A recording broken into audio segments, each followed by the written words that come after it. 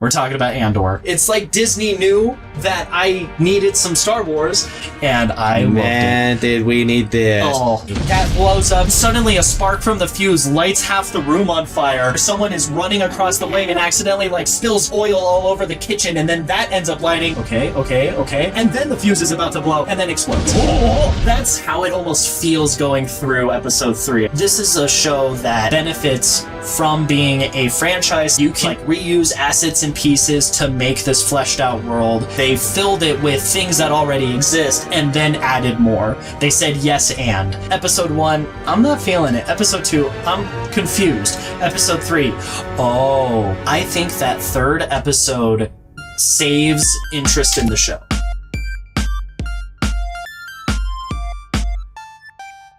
Hello, welcome to Narratives and Nonsense. We are friends talking about random recent stories, newsworthy or otherwise. I'm Jordan. Hi, I'm Connor. Connor.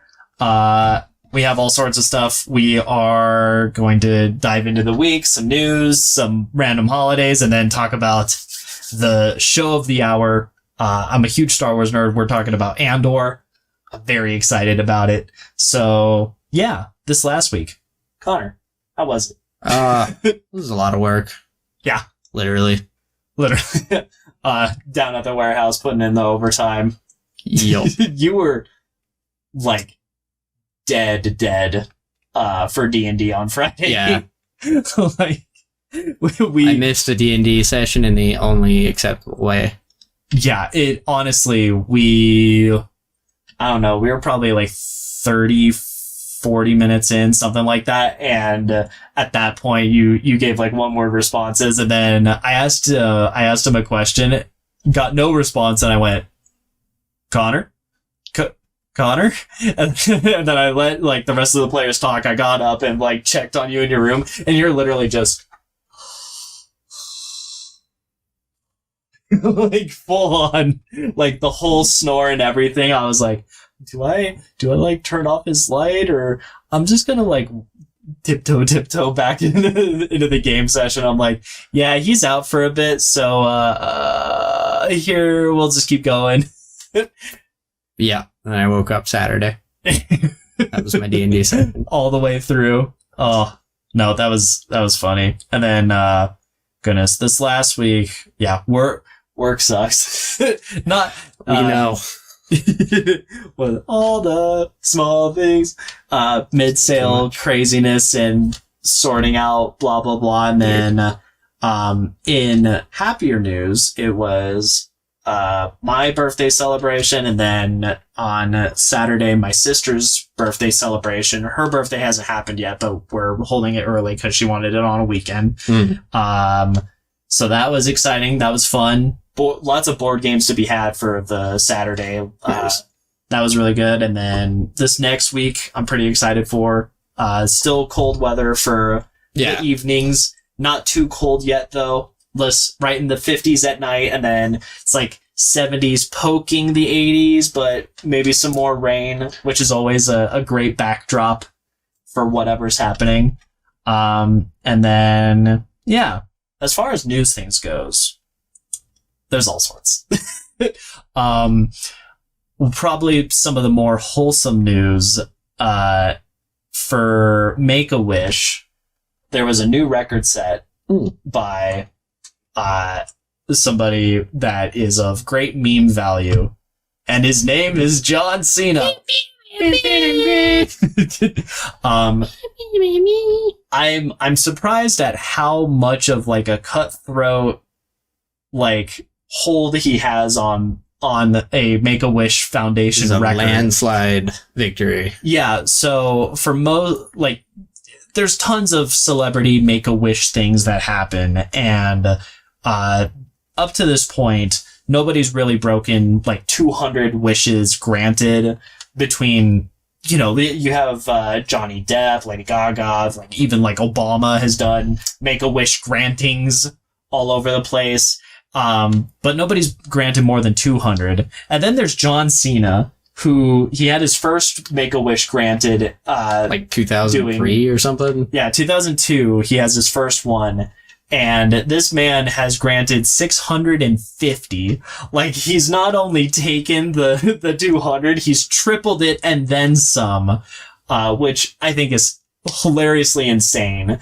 It's kind of impressive as well, just to see how many wish granting, like, requests there are for John Cena. Like, that's something that I never really would have expected. Like, I feel like that'd be I don't know, like a Beyonce or Yeah.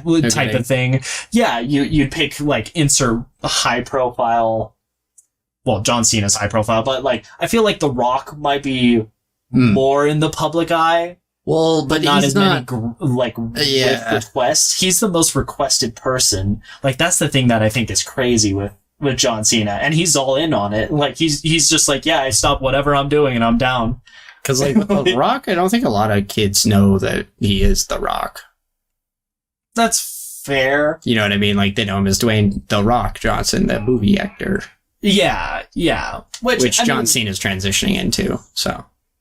That's true. Yeah. That's true. It all started with, what, Fred? Probably. Was that his first, like, movie, TV show role? It was his first movie, I believe, outside of, like, the WWE production stuff. Yeah. Which was awful. I treat that as separate. Although the first Marine movie wasn't nearly as bad as the other ones that came out, so. Okay. That was the first movie I know of him in. Yeah. That's something where I feel like the Rock would be more in the public eye as an actor that people think would be fun to hang out with. But John Cena got like, that kids, because he's like the Hulk Hogan type guy from like the last 10, 15 years. Yeah. He's got those kiddos. Kiddos. Ones. Like, those are most of his fans, yeah. Okay. There are adults who like him. Yeah. He's very popular with the kids. Yeah. And I'm not nearly as in tune with, like, the wrestling scene as far as, like, probably, I'll put it this way, you probably haven't seen a lot of the other memes about wrestlers, but you have seen that one.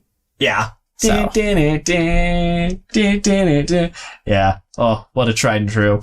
Going from there, the next thing, there was a $3 million reward that was issued for the Breakthrough Prize. It's kind of like a, we'll call it like a Nobel Prize for science things, science, math, whatever. In this case, for one of the science breakthroughs, we've apparently found very appropriately. Yeah, we found the cause of narcolepsy. So there's apparently a system in the brain for orexin, if I pronounce it right. Who knows? That a team of scientists, but one in particular for Stanford, kind of found this causal relationship with. It turns out that narcolepsy has a relationship with autoimmune disorders, where the autoimmune system ends up attacking the orexin system. Autoimmune? I mean, like, a little bit. It's one of those things where it's very easy to rile up in the wrong way. Well, it affects all stuff. Yeah, so now that we've found a cause, it's going to be very interesting to see how they end up addressing it, if it's something where you simply treat it as you would other autoimmune things, if there's special care that goes into it, or I like the idea that we reverse engineer narcolepsy and then, like, throw it at other people throw it at insomniacs so that they become narcoleptic, as a counterbalance. Like, all right, you can't get REM sleep here. Now you have to. We'll just infect you with narcolepsy. Oh, could you imagine? Anyway, so that was exciting news. It's a big breakthrough for sure. On the other side of the ocean, over in Korea, there's a company, an internet company called Naver. It's the largest internet company in South Korea, if I'm correct. They just spent, I think the conversion was like 490 million won, or yeah, it's all the Hwans out there that live in Korea. There's a lot of Hwans in Korea, I can tell you that for sure. So it was something South Korea. I don't know what North Korea is. I don't know what it's. No one knows what's happening in North Korea. So 490 million won teehee, or in US dollars, I think it converts to 350 million is what it was saying. I think that's right. Probably too good. It's a very expensive office building, very large, very in charge, that they have just like Korea, very small property, very expensive.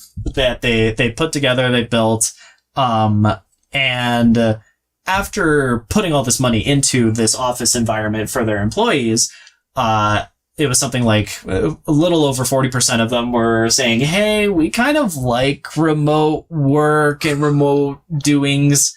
Can we like keep it? It's not a majority of them speaking out against it, but there was enough of, a pushback that they went, all right, you know what? How's this? We'll have, like an O setup and an R setup. An O for office people. You come in, however much you need to.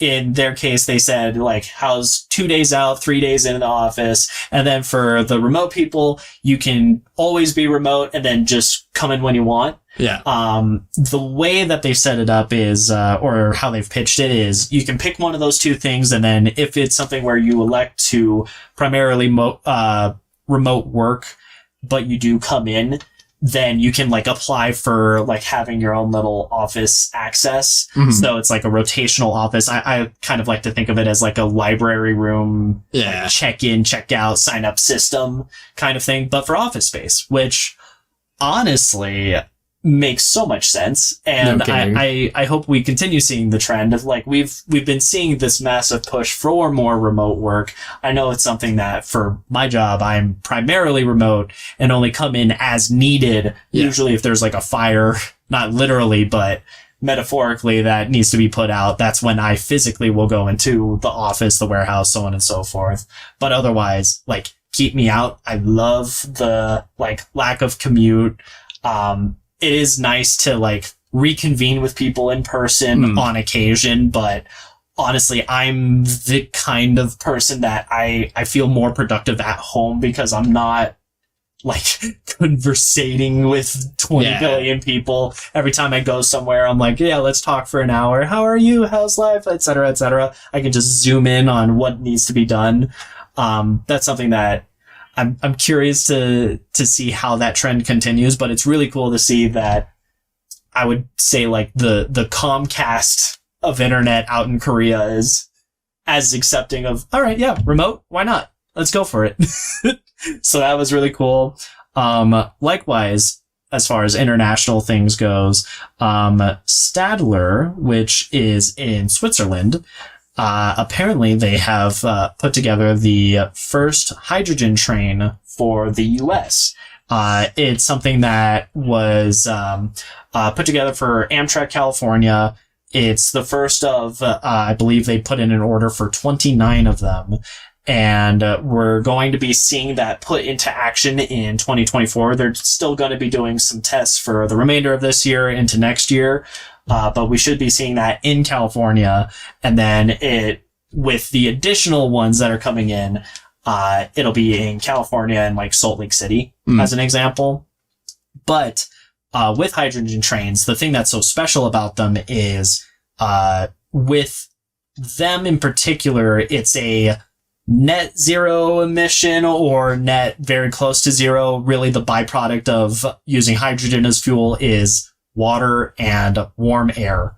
And that's it. As opposed to like what we primarily use, which is either, diesel trains, which are not the greatest for the environment, or, there's also electric powered ones, which we're getting better with. As we are less dependent on coal, that'll help more. Yeah. Get off of, coal power facilities and plants. Then we'll be going good. But it does, it is something that, the I people will have everybody know Connor was right about hydrogen fuel cells being awesome. And Jordan thought solar roadways were cool. Ha! I mean, they are still cool. I did too. I was on his side. They're still cool. It's just a matter of, but I'm making a competition out of it because Alright. So following that, and like the insert of better efficiency things, there's also a seaweed farm that's being put together. I think it's in New Zealand, and it is going to be used for supplementing livestock. Why and how? Well, as opposed to having, strictly like feedlot cattle or grazed cattle, it's something that they're introducing seaweed into their diets because how the seaweed interacts with their digestive system, it drastically reduces how much methane ends up coming out of the livestock when it goes out the other end. Their farts are less deadly. More specifically, they were claiming that up to 98% of methane could be reduced by supplementing it with handfuls of seaweed into their diet. We're not talking a lot. Like, they don't just eat seaweed now. Yeah, it's not exclusively a seaweed-based diet. It's just literally like, all right, cool. Here's a sprinkle. Cows eat a ton, like a literal metric ton of food. 5 stomachs for a reason. Yeah, and then you throw in seaweed, and apparently that is enough to, like, I don't know if it's as direct as, like, it grounds the methane into a physical form, so it's I think it interacts different somehow, or yeah, I don't know. That part, I'm not sure how it with sheep and goats as well. Yeah, it's something that I'm not sure as far as the biological process as to how that ends up converting differently chemically, but with only a small amount, with what a difference it makes. Something I'm curious about is if it's because it's seaweed, and we didn't dive far Apparently enough. A very fancy kind of seaweed. It was known as like the chief's seaweed in Hawaii, I guess. It's the Asparagopsis seaweed. Asparagus, but fancier. Not literally. Apparently, it's really good tasting though.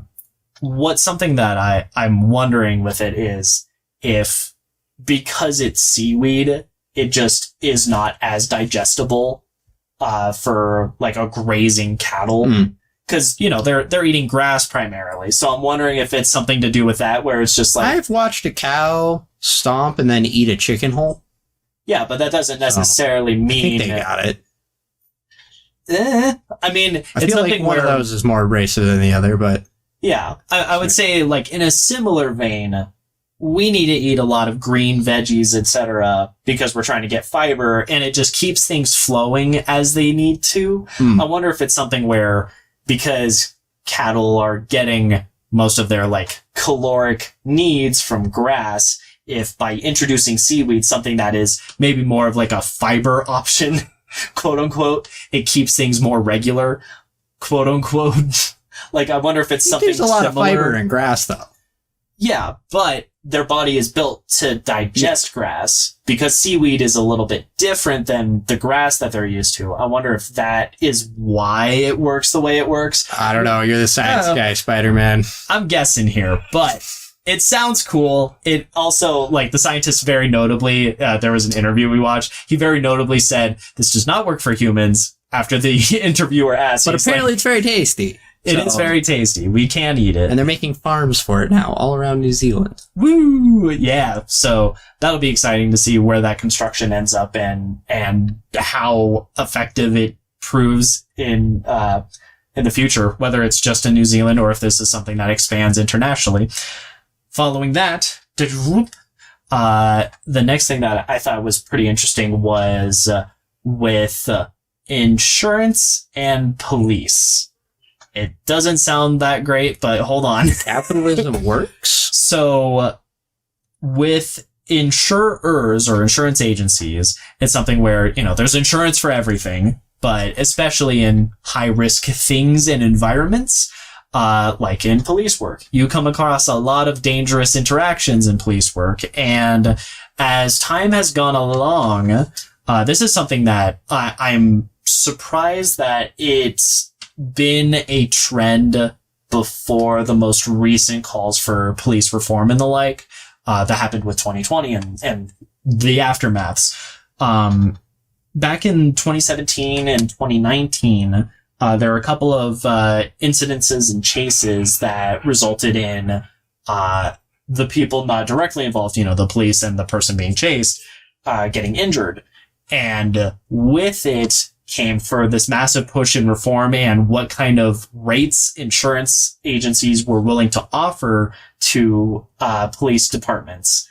And the big example that they were using was in St. Anne, Missouri, where all the way back in 2009, there were a ton of different chases. There were 42 injured in 2009. Fast forward to 2018, a little bit after that 2017 year that I mentioned, for like when they had a higher profile incident. In 2018, there were 25 chases and only 8 people were getting injured. And then fast forward to just this last year, 10 chases with really like only 3 injuries. This year, supposedly there's been no injuries. So there's this trend of reform that's been kind of happening over time where they are not going after those bigger chases. It's also being supplemented somewhat with new technologies. We kind of have, we're talking about Andor later, we kind of have the Star Wars Obi-Wan Kenobi shoots a tracker onto Jango Fett's ship and then just follows him over to his end destination. We have something of that sort as well. So you don't have to maintain a chase for quite as long. The phrase that the St. Anne, I think it's the police chief there says is, we'll chase you till your wheels fall off. We don't need to do that as much now that we have better tracking GPS systems that you can literally just kind of dart the person's car and then show up wherever they end up parking. So between tech and insurance agencies, which, this is where it loops back to the insurance part, with insurance for such a high risk thing and environment, because each of these cases, if a bystander gets hurt, there ends up being repercussions and settlements that follow, and settlements are expensive.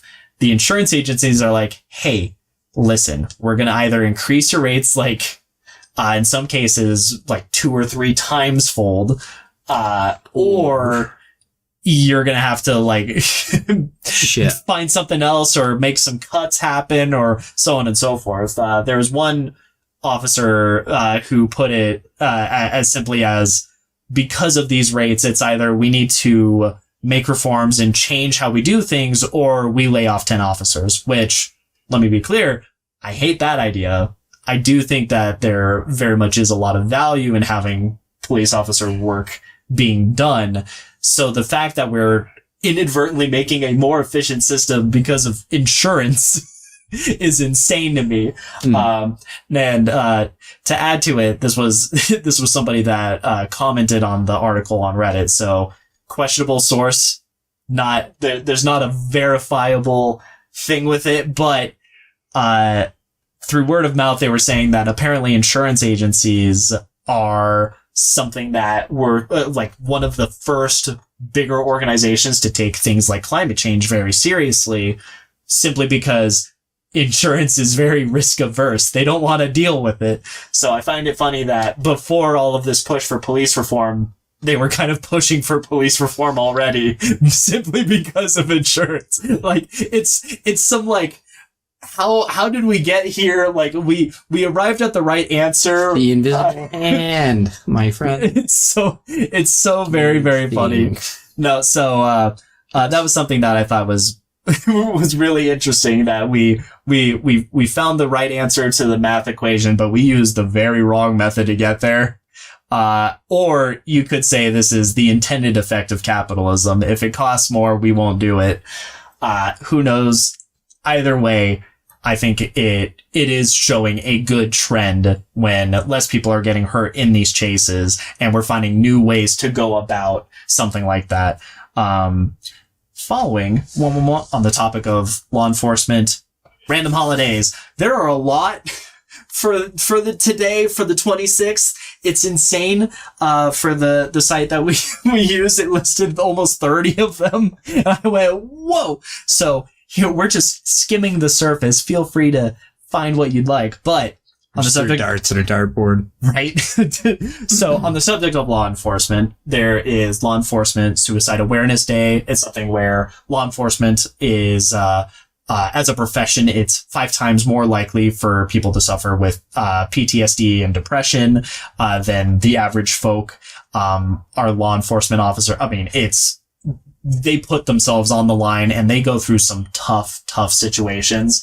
I think one of the most touching things I've seen is there's a TikTok where like a guy starts breaking down crying because the suspect in question ended up pulling a weapon and he had to counter it.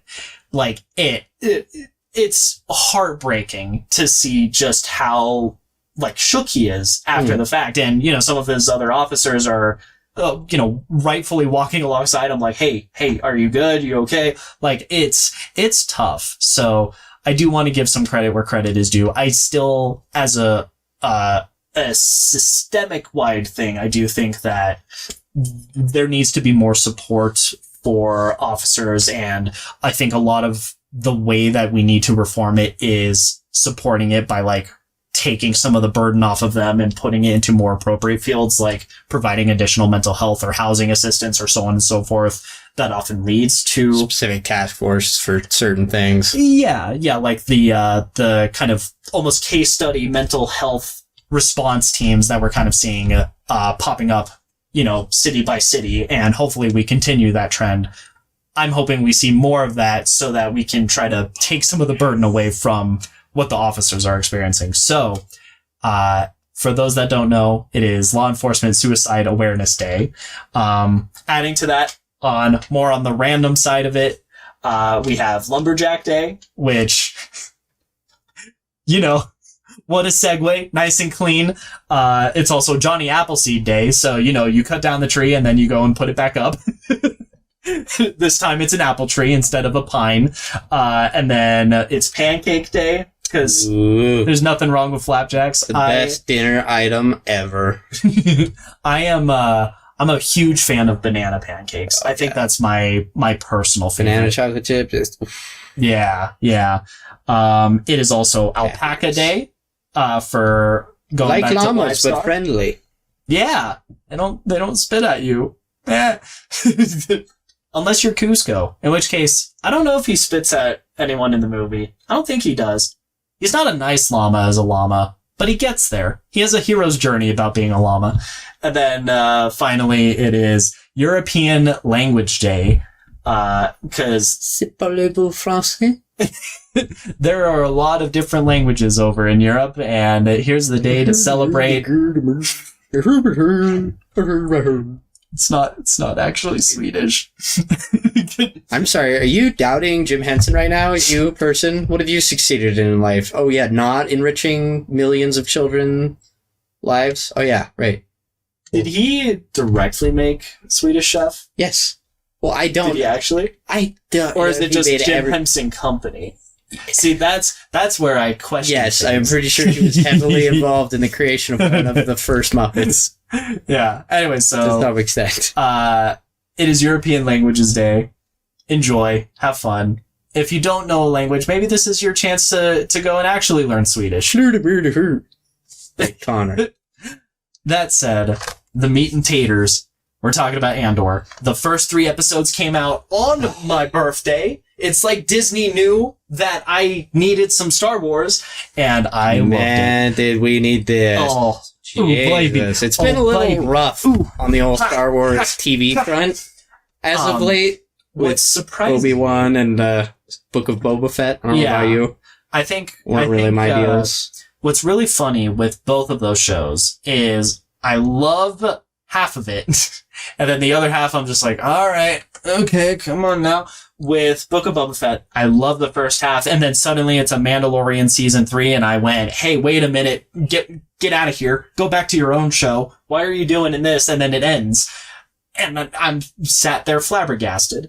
And then with Kenobi, it has a lot of slow, which I'm okay with. I do like that they pace it out a little bit, but it does feel like there's some redundancy or some things that just needed to cook a little bit longer. I think the finale of it, like with it coming together, like episodes 4 and 5 are really, really good. 6, I think, does its job, satisfactorily. There's a very, like, fun moment at the very tail end of Kenobi, but it's something where I have little nitpicks. I think, just going right out the gate for Kenobi, I think that the music needed a lot more love in that show. Like, you're dealing with such iconic characters and locales, and would have been motif. cool to get a specific Kenobi theme that was a little more, of a standout. Yeah. On that note, a fun fact is the Force theme is the Kenobi theme originally. That's what it was written as, and that was Kenobi's motif, and then the Force kind of just, like, kidnapped it and went, yes, this is mine now. I'm taking this. And Kenobi went, wait, what? Anyway, going to Andor, I think that this show has done a very good job. I do think that the first 2 episodes are very deliberately slower, and I look at them very much as like the Act 1, Act 2 of this whole little thing, which I don't know if they planned that with the whole 3-episode thing. I doubt it, but it worked out nicely either way. Yeah, I think it's something that they went, here, we're going to start at the bottom. This is not some in media res. This is, alright, we're going to be slow, and then we're going to climb our way up, and then here's the escalation. They were like, we're going to introduce people, and then boom. Yeah, and got this hot potato. Frankly, with them releasing it in 3 episodes, I think which I like, personally, big fan. Yeah, with them releasing it in 3 episodes, I think that 3rd episode saves interest in the show. With people being able to binge it, much like with how Arcane was released in, like, 3-episode chunks, I think it's something that the first 2 episodes, if you popped in and just watched episode 1 of Andor, it'd be like, huh? Okay. All right. Sure. There's a new show. It's kind of sci-fi. Let's go with it. And then you have episode 2 and it's like, all right, more of the same. I've lost interest. I don't know what's happening. Like, or I'm not paying enough attention. You have to be really into Rogue One to not bounce off of it. Yeah. You'd have to be in love with Cassian to really want to keep going after episodes 1 and 2. If you had to wait a week each time in between, and like, unless you're taking notes in between, it would be really hard to be as engaged. Then episode 3 comes out, and it comes out swinging, and the moment that show, episode comes through on the playlist, I fell in love and I was hooked. I want to see the rest of the show now. And it was really funny because we have a friend who, also in our Star Wars game, I messaged him almost immediately after the 3rd episode. He also very much likes Star Wars. And I said, you gotta watch Andor. Goes through episode 1, sends me a message on Discord, and he's like, I'm just not feeling it. Same thing with episode 2. He's like, I don't know. Nothing's like stuck out yet. I'm like, just give it episode 3. Give it episode 3. He gets through it, and he's like, shit, you were right. All right. That's it. That was the winner. One thing, that's the ticket.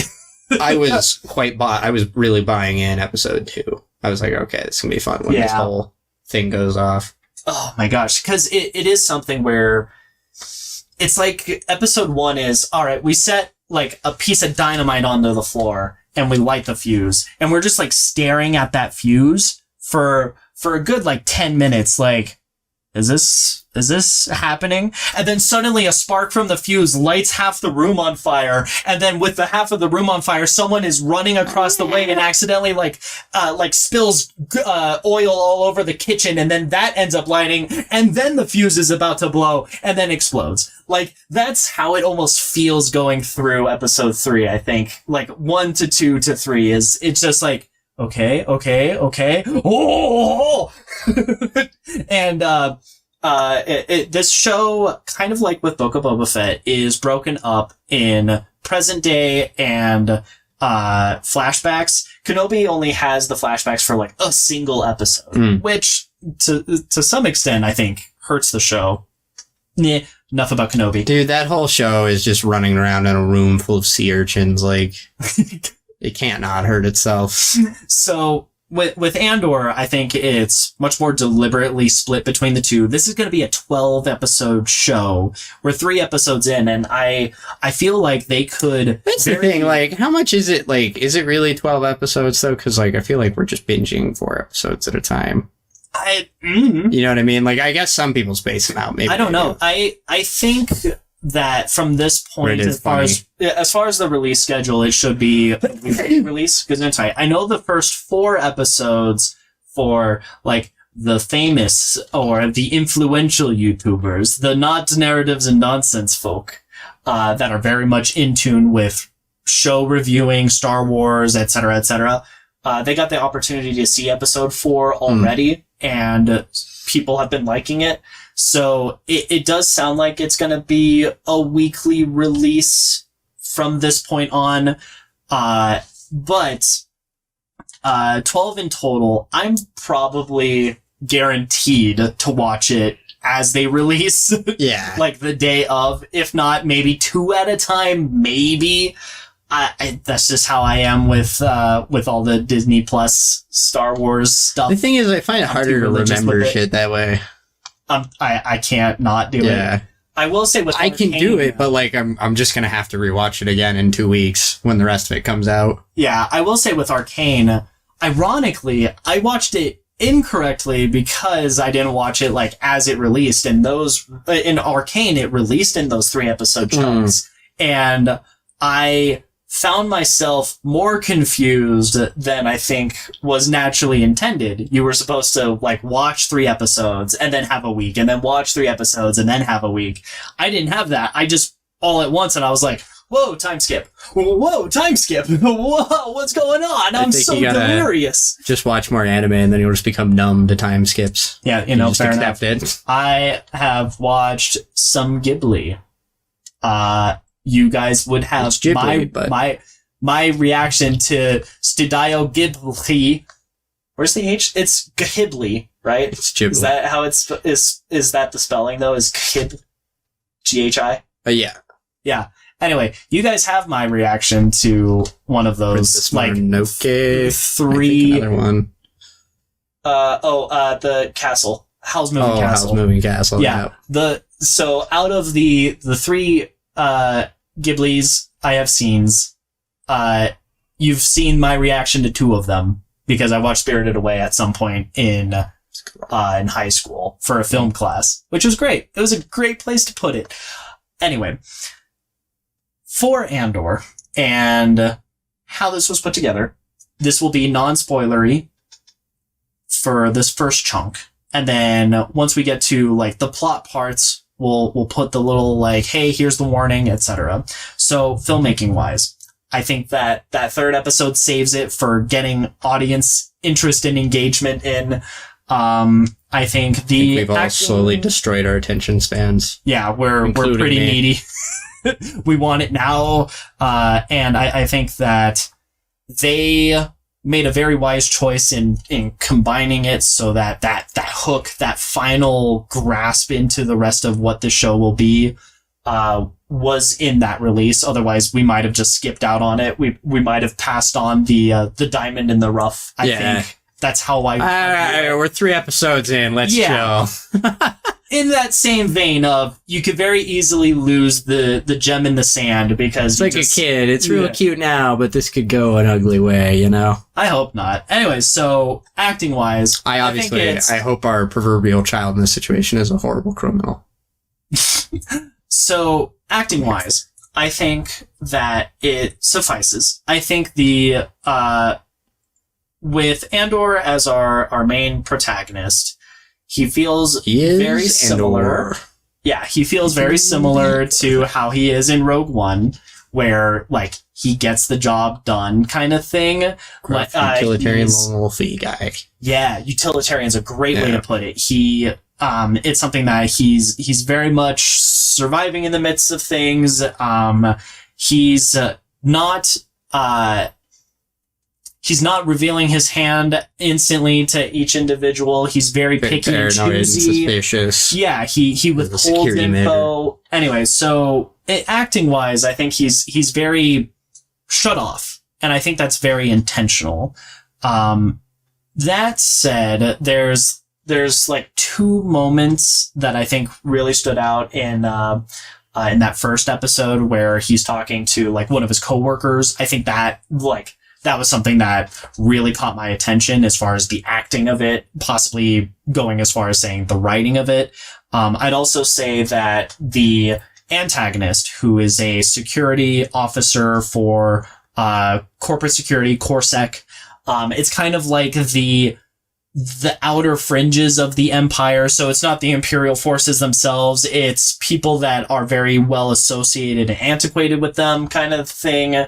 They kind of work as like almost like a third party, like reporting into the bigger country in charge type of relationship. That's what CorSec works like, both in Legends and in this show.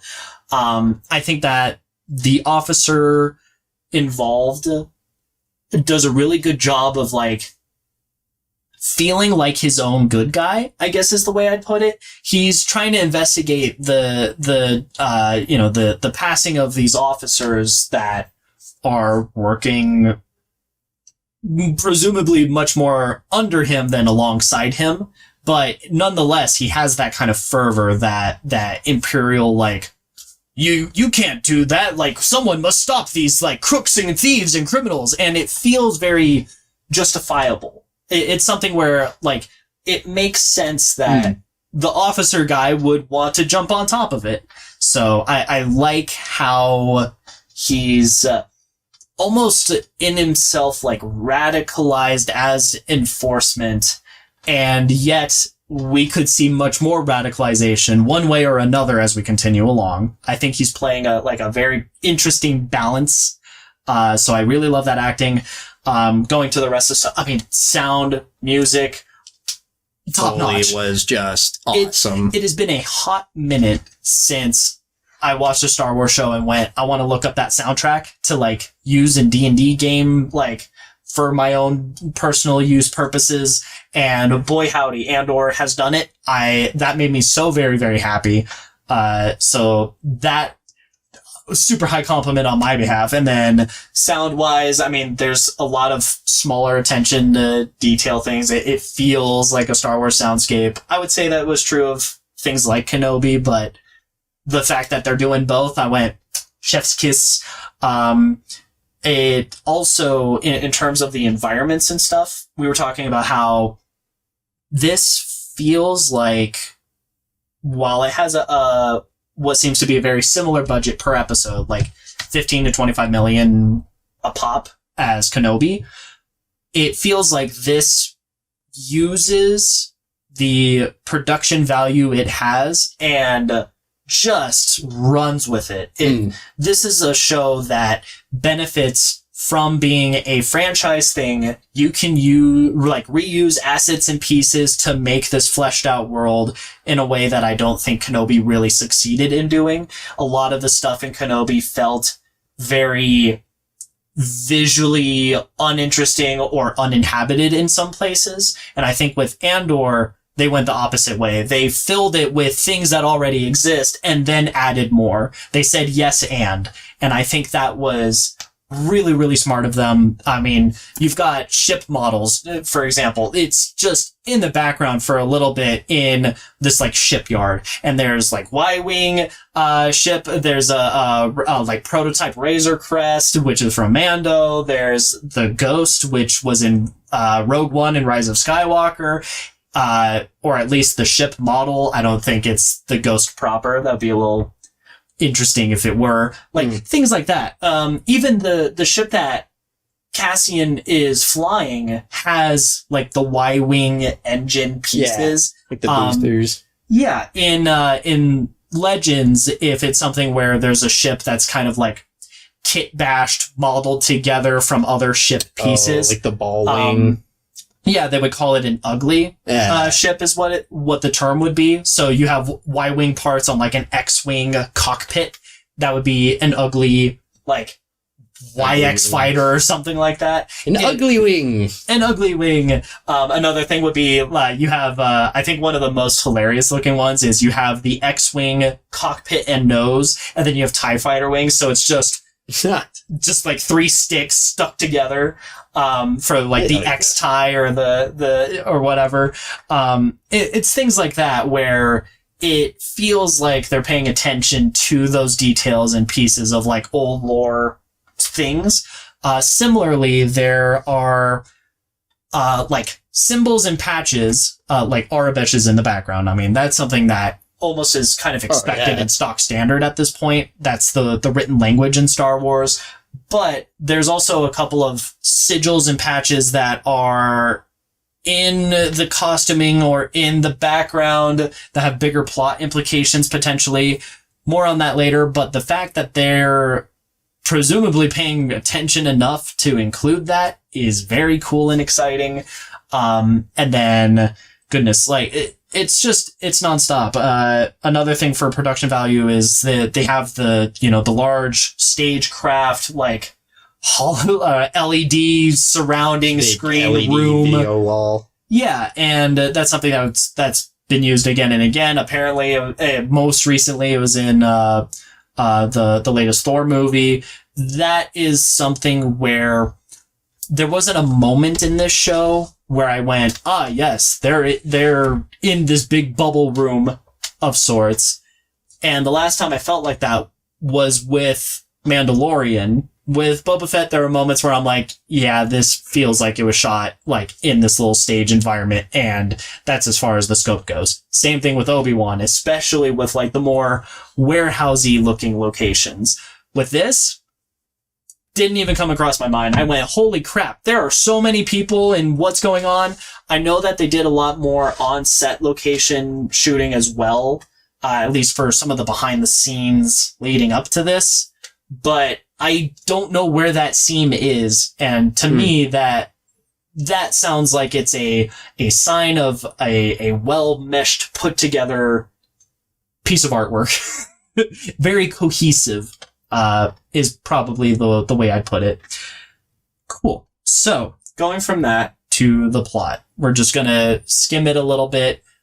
Spoilers, you've got a few seconds. Get out of here. Go, kiss your grandmother goodnight, go high five a small child in the street, have a popcorn break. All right. So, plot. The first 2 episodes, much slower, a lot more setup. It feels very, you use the word dour, grim, hopeless. I think that lines up very well with what we should expect of this setting. This is kind of the height of the Empire. The rebels haven't gotten their first victory if you go by the title crawl of episode 4, A New Hope. And we have an Andor that is surviving. He's going it alone. He has friends of sorts, friends of convenience. Yes. He has contacts like Bix, who is just like a lady friend mechanic person who is in a relationship. A lady mechanic friend. Yeah, and she's in a relationship with like the store owner, shopkeep person. She has these like underhanded dealing things. She's able to like get people to trade. Yeah, and it's something that Andor. He has a very what is it? The Star Path mission? Yeah, he has and the MacGuffin is like it's like a radar, but for Imperial ships. Yes, that are within a certain distance of your ship. Yeah. It's mentioned in episode. Yeah, it's mentioned in episode 1 because he needs to sell this right now, immediately. It is high value, high cost because he inadvertently ends up killing an officer. An Imperial officer. One of the Corsair fellows. He ends up killing them after he gets stopped and frisked, basically, after being near a brothel. And where he was looking for his sister. Yes, and what ends up happening is, as you do, in the aftermath fighting, one of them dies. The other one is like, "Oh my god, it is you killed him!" accidental. Yeah, in the midst of the quarrel, ends up getting shot and killed. He's on the floor. He's not breathing. He's not moving. And Andor ends up like threatening the other guy, and eventually the dude's like, look, this was all a big misunderstanding. Like, we'll go in, we'll explain that, you know, he fell, he hit his head, whatever. And Cassian shoots him in the head, continues about his day, cause he, honestly, I think it's, he knows better than to try to trust this. This is a system where you can't rely on an individual's word, and you can't rely on this being something where the officers are out of line kind of thing. So he needs to get off world ASAP until things die down, so on and so forth. He goes and talks to his fence Bix. Yep. And he's totally not his girlfriend. And her boyfriend totally doesn't think that. And Bix is pissed that he reveals he's had this like Imperial tracker device, and has been holding out on her.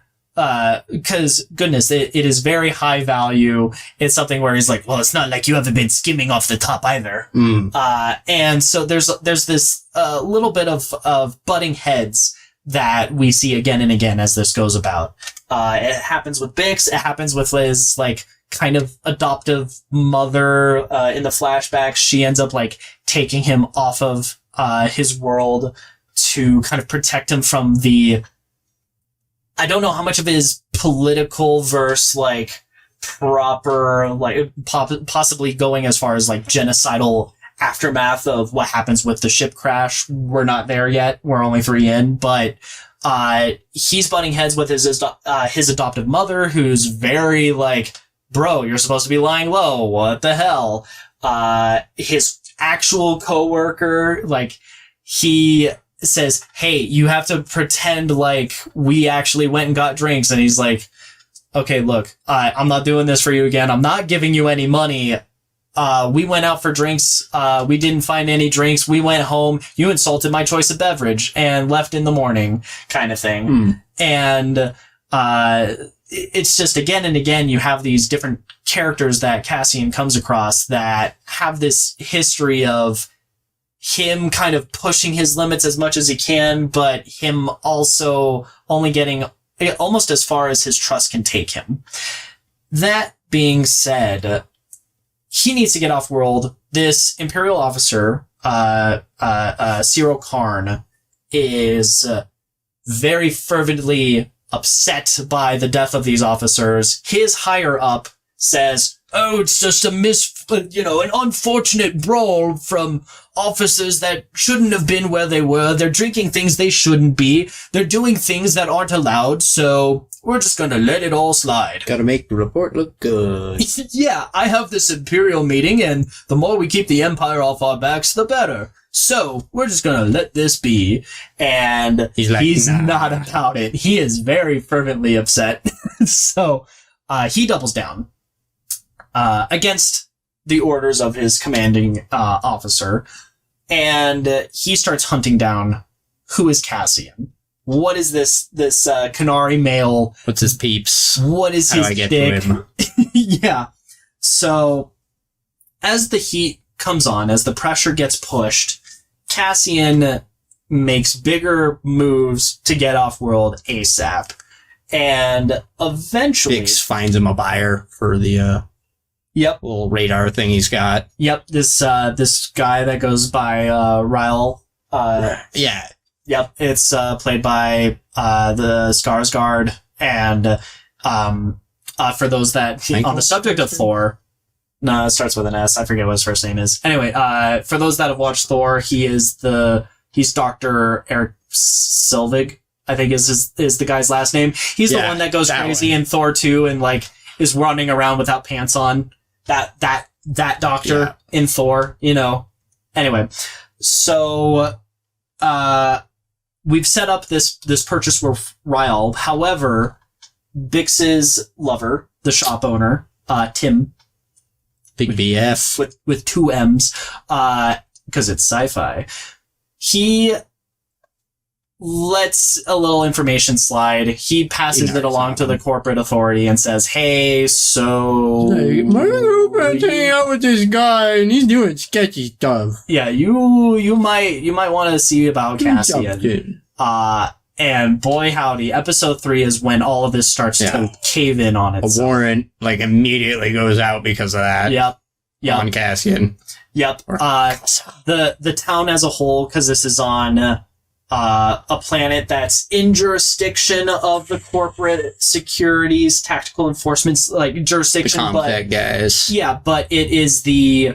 It's a specific little, branch, field thing. Yeah. Is it a corporate security deal? It's the corporate tactical enforcers that work on behalf of corporate security. So these guys have jurisdiction of this smaller planet. It starts with the letter F. I want to say it's they're like privatized police, basically. Exactly. That's exactly what it is. A big security company. Yeah, it's exactly how it works as far as Legends and stuff goes. It really is just... I love it. The thing is, though, with the Legends stuff, all those little ships, that is fun stuff, because a lot of people were complaining about that with Legends, losing all these things. But yeah, there's a lot of great details in world building that, and it's nice because you can have these guys lose without the Empire looking bad. Or kind of bad, yeah, you know what I mean? Yeah, when the Empire comes in, that's when it doubles down and gets and you don't need to make a bunch of Stormtrooper costumes. Also true. So with the corporate tactical enforcement, it's something where the planet that the murder happens, it's in the same jurisdiction as where Cassian's properly set up and working. However, he's outright warned, hey, they have their own thing they got going on. We don't jump in as as the Empire might, because it could be more problematic. And our boy Karn, Officer Karn, he's not about it. He's like, you know what? We're going in. He gets his somewhat Scottish his little first mate. Yeah, who they put together a private team, and they're like, all right, we've got 15 officers, and we're gonna head in and down on 3 different landing crafts and really rough up the town to try to hunt down Cassian. We have this lead, we're following through. And force him out. Yeah, and it's something where the locals do not like that. I mean, they have this whole they start, and this is such a great sequence as well, because I think it's a great indicator of what the show as a whole is kind of heading towards. But they're all doing a ruckus as they're all clanging and banging on whatever metal pieces and the like. Because it's hey, you're intruding on our town. It's almost as if a head honcho big governmental unit came in to a small town in the West kind of situation, where the locals are we don't like you outsiders type thing. Very similar kind of vibes. And as this happens, Cassian meets with his contact Rael, who's bro, okay, I love that you have this super expensive piece of equipment and stuff. And you're really good at doing that. You're really good at doing it. I kind of care more about you. I know a little bit more about you than maybe you would want me to know about you. So I like this, but I want this. Yeah. So hear me out. Pay me. I'll pay you 1,000 credits to just tell me how you got this. Just give me that much. You gotta let me know. And as things continue to escalate, and, Corsac, the tactical enforcement team is kind of going through pieces of the city, he starts going, all right, look, here's the real deal. If they're sweeping the town, if they are coming after us, we gotta go. I'm your best shot. And Cassian's like, bro, I don't trust like that. Bro, you gotta tell me a little bit more. And he's like, no. Now's not the time for this semantic bullshit. Freaking leave the case. We gots to go. Also, here's some good tips. Make your exit on your way in. Causes this big explosion that ends up taking out some of the guys that are pursuing them. There's a little bit of shooting and chasing. They end up sending out one of these speeders they find in a garage, and it's kind of an IED that they rig up with bombs. That blows up, takes out some officers. They get on a separate speeder on the other side of town, head on out. I mean, it just, in the midst of all of this, you're going Bix and her boyfriend are literally, like, running through the streets. She's, like, trying to figure out where Cassian is.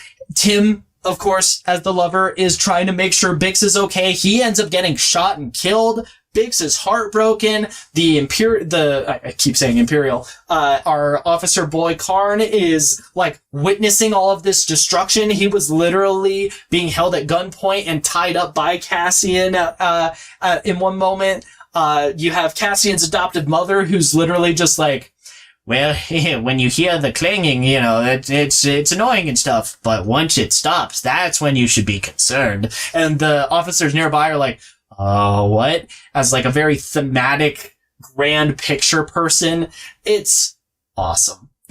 Like, a good time. Yeah, honestly, it would not surprise me if they like storyboarded just this like sequence in episode 3 as like the pitch for what Andor as a show would be as a whole. Like that's how tight it almost feels, or how many drafts it must have gone through to like get to. It's definitely a lot better script rating on that than they fight, they chase, they run away.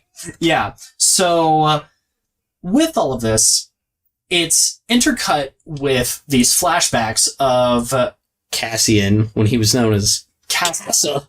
Yeah. As a youth. Yeah. On, I believe, the planet Kenari. He's originally from, right? Yeah, from Kenari. Some this mid-rim shit. world.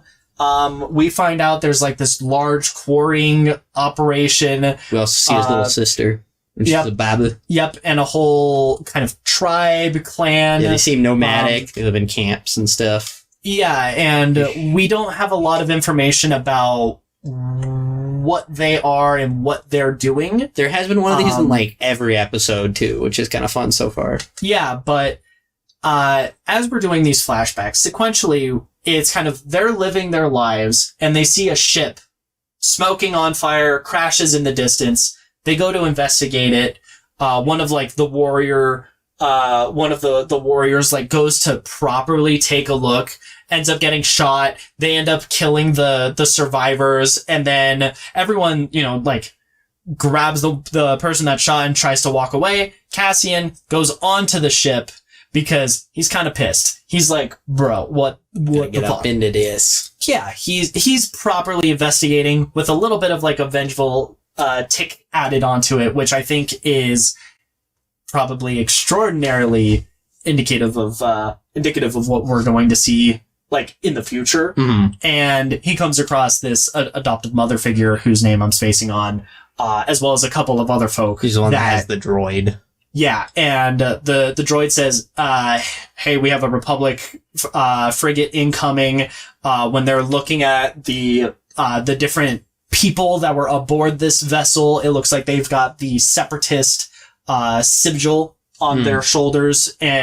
So it sounds like it's set during the Clone Wars, or maybe just after that transition. Like maybe they haven't officially become the Empire, but like they're the Empire.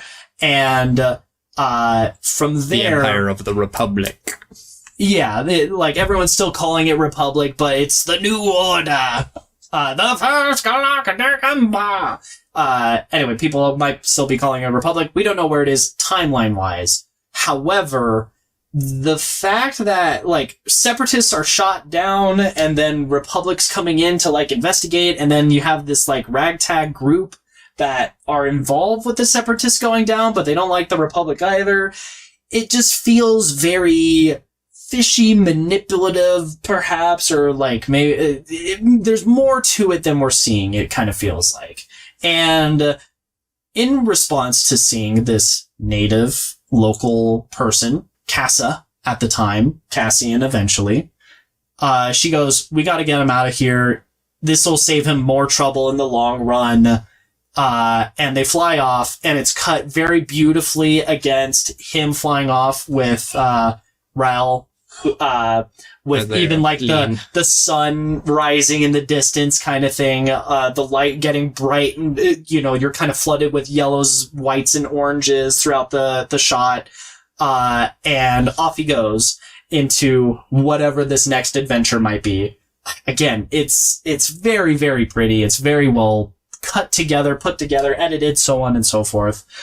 It's pretty great. Anyway, as far as where we're at with the show, we're 3 episodes in. We're barely a fourth of the way if it's 12 episodes, and who knows if those last episodes are going to be longer than these kind of 30 minutes-ish chunks that we've gotten so far. Thematically, where this could be heading, so on and so forth. I think it's something where they've really nailed a lot of the like subtle visual language for theme in this show so far. I mean, the very first shot is the introduction to the Andor logo, and it is this darkened planet. It looks like a solar eclipse of sorts as far as like the angle of the shot, and you only see just this very faint rim of light on the edges of the planet, and that light gets bigger and bigger, and then it becomes the Andor logo. Like, that by itself feels very indicative of, hi, we're in probably one of the darkest parts of Imperial-controlled Star Wars, but there's a light on the other side, or we're about to see where this starts to turn a corner into what you would expect. The good guys fighting the bad guys and eventually overcoming them kind of thing. And, as the show goes on, we see lots of moments where, again, it starts very dark, visually speaking. Like, the first planet we go to, it is rainy, cloudy. I mean, there's just this, as we were saying, grim, dour nature to it all. And as these episodes progress, we see lighter and lighter, just lighting as a whole, and scenery. And then we end up ending episode 3 with just, you're bathing in it. I think that's something that like Kenobi, I would say, is missing almost that deeper, like, cinematic, let's piece it together kind of thing. Visual language of cinema. Similarly, as we go through, there's a lot of shots where in cinematic storytelling, the good guys go from left to right, and the bad guys go from right to left. In Star Wars specifically, just using examples for that, we see the Empire on this side of the frame over here. It's apt that you're wearing black and I'm wearing white. Like, this accidentally worked pretty well. So we have the Empire over here shooting this way at the snowspeeders coming in episode 5. Just as one example. Or another example that foreshadows the clones in episode 2 becoming the Empire is the clones are all on this side shooting this way. The Separatists aren't shot really as going left to right. They're more like head on. So they're not necessarily good, but, you know, they're opposing these guys who are absolutely bad, or at least being foreshadowed as being such. Like, it's that kind of stuff. In this show, we see a lot of moments where Cassian Andor is physically going from left to right in the frame, but he does a lot of looking over his shoulder. And just from that sense, it's something where you almost get this, if you assume those like cinematic tropes or what have you, it is easy to assume that he is making a heroic journey. Like when he is riding on the speeder with what is it, Ral? He is going from left to right. That is something that shows his ultimate path. However, he is still morally ambiguous, looking over his shoulder to the opposite side. That is the way the bad guys come from. Yeah. So that's something where it's like, okay, he is ultimately like a good guy heading in a good direction. However, not everything he does might be necessarily construed as good. Like, just as simple as that. I don't think there is something like that with Kenobi that I caught on to. And I don't know if it's something that's missing or if it in the case of Kenobi, it was meant to be a movie and then became a limited series. So there could have been a lot of cooks in the kitchen with that. I feel like with Andor, we have a much stronger sense of a grander picture, and it does. I've heard a lot of people say it feels much more adult than a lot of other Star Wars has been, and I love it. It's very cool. Another thing that you were saying is this kind of feels like a show where a man is dealing with the consequences of his being. Like, he's gotten this far with, like, lots of distrust, but he's also dealing with, like, the greater pressures of this evil bureaucracy of, kind of forcing people into darker corners, and eventually it's gotta break. Yeah, it's very exciting. In terms of predictions, I think that with this show, unlike Kenobi, where a lot of the characters, it's pretty easy to make assumptions of where their characters will be because they're very well established characters. With this, Cassian's the only one that we kind of know the fate of because of Rogue One. Besides that, everybody else is new. Everybody else is like, they have the potential of being some background character, whether it's, you know, in the greater storytelling, or maybe they're in the movies, they retcon it in, kind of like with Captain Rex from the Clone Wars being at Andor with a big white beard.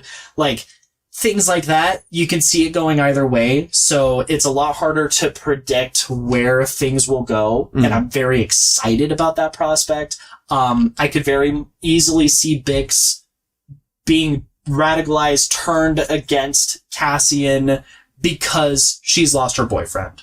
Or I could see her being radicalized by the fact her boyfriend dying and ends up fighting the Empire and doubling down against them and being more like, you working on her. Yeah, exactly. It might become more of like a vengeance thing.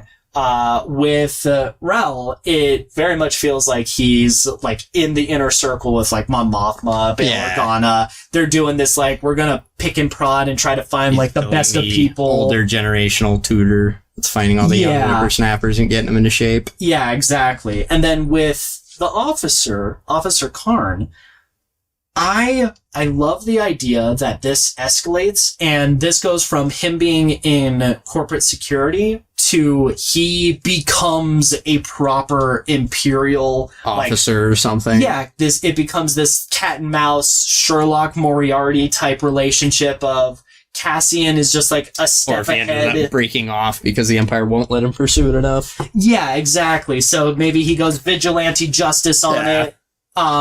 I could also just as easily see him saying, wow, the Empire is full of this bureaucratic nonsense. It is getting in my way of effective duty. Yeah, maybe the Empire is not so great, and he turncoats. Yeah. I hope that's not the case, just because we've seen a lot of Imperial turncoating in Rebels, we see Bodhi, I think is the guy's name, the engineer in Rogue One. Same thing with Jyn Erso's dad. We've seen the turncoat happen a lot, so I hope that it's not as direct. Agent Callus in Rebels, that's something that, spoilers for Rebels, which came out like a decade ago, annoyingly, and things like that. It's been done, so I hope we get like a proper antagonist that is evil and we can experiment, play around with, see where it goes. So we as the writing staff, because that's what we're up to. We're casually writing secretly. Andor. Don't tell anybody. Yeah, we have an NDA. God, if only. That'd be kind of cool. I would love the chance to work on a Star Wars thing, but I'm a freaking nerd, so maybe I'm not qualified. I would make it too much. Anyway, Andor, I very much enjoyed it. I've seen some mixed response, but more often than not, it's been very positive. Even with one of our friends, it was episode 1. I'm not feeling it. Episode 2, I'm confused. Episode 3, okay. So, yeah. I mean, it's still, we're 3 episodes in. Yeah, who knows where the rest will go. Maybe we'll touch base. It's a young child. We shall see. Yeah, maybe we'll touch base on this when we get to the finale, a couple months from now. Maybe. In a halfway. Yeah. But overall, it's been very exciting. If you want to see some of our other stuff, I mean, goodness, there's a whole playlist of all of our things. Narratives, nonsense at our channel now. We've talked about some Star Wars here and there. I have yet to do a full rant on Rise of Skywalker. That might be in the works at some point in the future. But anyway, if you want to see more of us, we post Mondays evenings. And then for myself in particular, I stream Kingdom Hearts with my buddy John. We are about to start Birth by Sleep, the 5th game in the series, the prologue before the Kingdom Hearts 1, but not the ultimate prologue, which is the one on PSP for people who don't know what he's talking about. Yeah, and for those that don't know what a PSP is, it was a PlayStation Portable, is what it stands for. It's kind of terrifying. Not the Vita, the one with the discs. Yeah, before the Vita. Better than the Vita, I would even argue. Vita had better exclusives. That's fair. I preferred the regular PSP, though. Yeah. Clothing-wise. Going from that, Connor, where can we check you out at? At 5 String Connor, where you can watch a bunch of random bullcrap. Yeah! Anyway, I hope everyone has a fantastic rest of your week. Stay safe out there. Viva la Resistance. Let's go Rebellion. Woo!